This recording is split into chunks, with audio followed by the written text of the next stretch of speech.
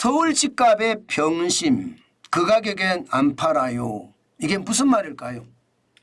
일단 이 지표를 먼저 한번 보시죠. 서울 아파트 매물 증가 추이 말입니다.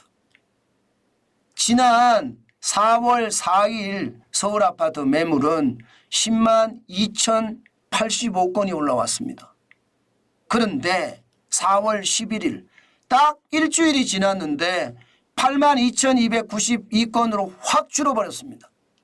전주 대비 일주일 사이에 마이너스 19.4%가 빠졌다는 거예요. 19,793건이 빠졌습니다. 와, 장난 아니죠. 그동안 매물이 쭉쭉쭉쭉 나오면서요, 시장에서는 부동산 값이 떨어진다 이렇게 이야기를 했거든요. 결국 말입니다, 시장에서는요 이제는 그 가격에 못 팔겠다 이거죠. 급매나 급급매나 급급급매가 다 없어지고 이제는 시가에도 안 팔겠다는 거예요. 매물을 걷어들이는 겁니다. 매물을 걷어들이는 거예요. 그것도 말입니다, 한 주 사이에 19.4%가 줄어들었다는 것은 제가 봐서는 이거 굉장히 큰 충격입니다. 사실 2023년 1월 2일부터 2024년 4월 4일까지 1년 4개월 새에 매물이 107.5% 52,887건이 늘었거든요. 매물이 많이 늘면요, 집값이 일반적으로 떨어진다고 해요. 공급이 나오니까. 공급이 계속 일어나니까 집값이 떨어진다고 합니다. 그런데 이게 매물이 갑자기 확 줄잖아요. 그러면 집을 가지고 있는 집주인들이 변심했다는 거예요. 지금 집값이 더 올라갈 수 있으니 매물 걷어들여야 되겠다, 그렇게 생각했다는 뜻입니다. 실질적으로 말입니다, 서울 아파트 매매값 3주 연속 상승하고 있습니다. 지난 4월 1일에 0.02가 올랐잖아요. 지금 4월 8일에 0.03이 또 오르고 있습니다. 결국 말입니다, 3월 말부터 이제 3주 연속 오른다는 이야기네요. 3주 연속 오른다. 이것을 보면 여러분, 지금 시장에는 굉장히 변화가 있다는 뜻이죠. 서울 아파트 값에 말입니다. 이제 2022년 12월 26일 마이너스 0.7% 떨어지는 그 시기는 이제 어디로 가고요, 이제부터는 올라가는 시기만 남았다, 이렇게 해석할 수 있나요? 이게 여러분, 수도권도 플러스로 바뀌었습니다. 17주 연속 하락하는 것을 끝으로 이번 주에 0.01%가 올랐습니다. 수도권도 집값이 오른다는 이야기죠. 여기에다가 말입니다, 여기에다가 전국 아파트 매매값도 여러분 보시는 것처럼 약간씩 오르고 있습니다. 이게 4월 8일에 이게 플러스가 아닙니다. 이게 마이너스입니다. 죄송합니다. 마이너스 0.01입니다. 뭔가 좋아지고 있다 이런 얘기인가요? 좋아지고 있다.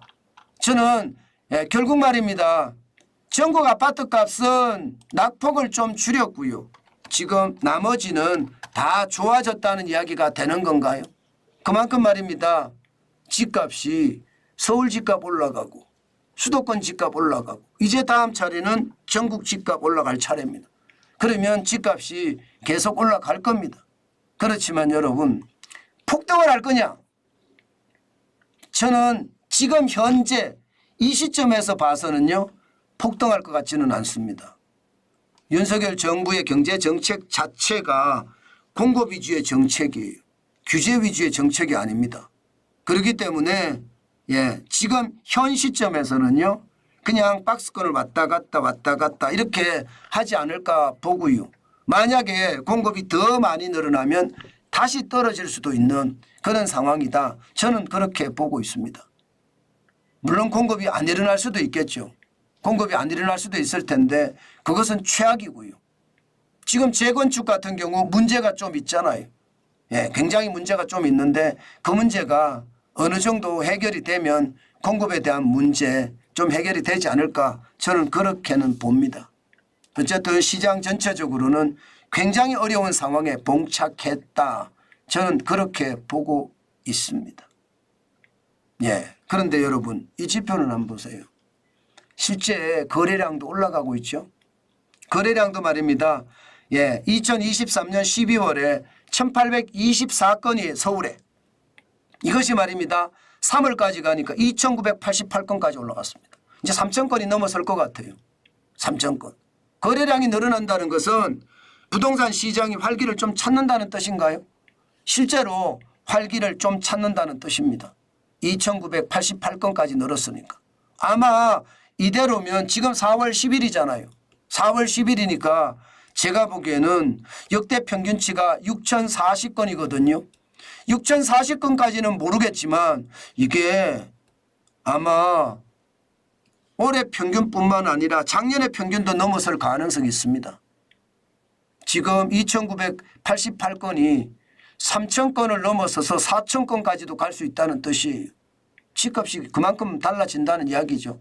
그러니 집주인들이 변신할 수밖에 없죠. 집이 거래가 잘 되고 또 가격이 높아도 거래가 되니까 말입니다. 게다가 말입니다. 금액도 올라갔습니다. 금액도 보시면 2023년 11월에 10억 3,395만 원이었거든요. 서울 아파트 평균 거래 금액이. 그런데 올 2월에 10억 8,992만 원까지 올라갔습니다. 10억 8,992만 원까지. 이거는 여러분 가장 많이 올랐을 때 근래 2023년 8월인데 11억 3,315만 원 점점 따라가고 있습니다. 이러다가 말입니다. 이제 10억 8,992만 원이 점점 3월에는 더 올라가서 이게 8월 달처럼 따라가는 것 아닌가 그런 생각도 듭니다. 중요한 것은 여러분 중요한 것은 분명히 서울 아파트 평균 거래 금액도 올라가고요. 평균 거래량도 올라가고요. 그러니까 집값이 올라가는 것 당연합니다. 그렇지만 여전히 말입니다. 아직까지는 전체적으로 힘은 받고 있는 것은 아니다. 뭐 그 정도로 해석해 놓는 게 저는 맞다고 봅니다. 지금 당장 시장이 어마어마하게 변해서 폭등으로 간다든가 그렇지는 않을 거라는 얘기죠. 저는 시장 제가 지표를 가지고 여러분들에게 선행적으로 제가 많이 말씀을 드리거든요. 아마 여러분들 부동산 제가 설명할 때마다 정환진이가 그렇게 설명하는 게 진짜 맞았지 이렇게 생각하는 게 굉장히 많으실 겁니다. 그만큼 말입니다. 저도 시장을 아주 독하게 보고 있고요. 그러기 때문에 부동산 시장의 흐름 계속 읽고 간다는 뜻입니다. 여러분들도 부동산 시장의 흐름은 반드시 읽고 가야 됩니다. 그래야지 부자가 될 수 있습니다. 저는 그렇게 늘 봅니다. 어차피 앞으로 세금 많이 나오겠죠. 세금 많이 나오겠지만 분명한 것은요. 우리가 정확히 알고 있으면 거기에 대한 대응책도 마련할 수 있다는 것 다시 한번 여러분께 강조해 드립니다.